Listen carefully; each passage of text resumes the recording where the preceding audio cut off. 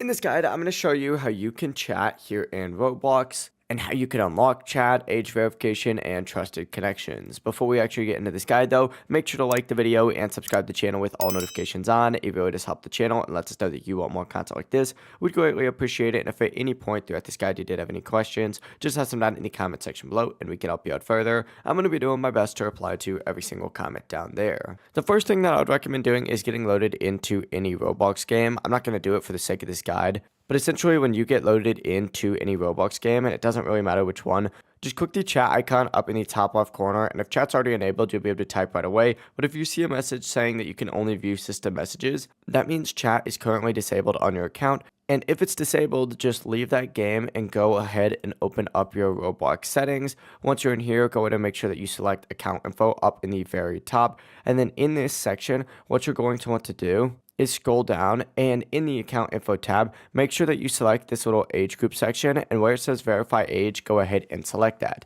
Select continue with ID since it is the easiest option, and choose an ID type like a passport, driver's license, national ID, residency permit, or a voter ID, and just follow the on-screen instructions to take a clear photo of the ID. If your device doesn't have a camera, use the QR code or continue on another device. Whenever you do have that verification complete, Roblox will update your account automatically.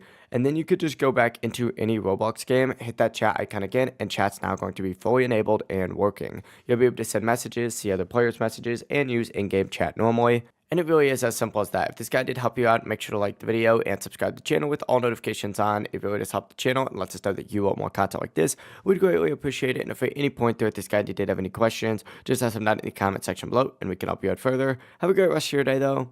Peace.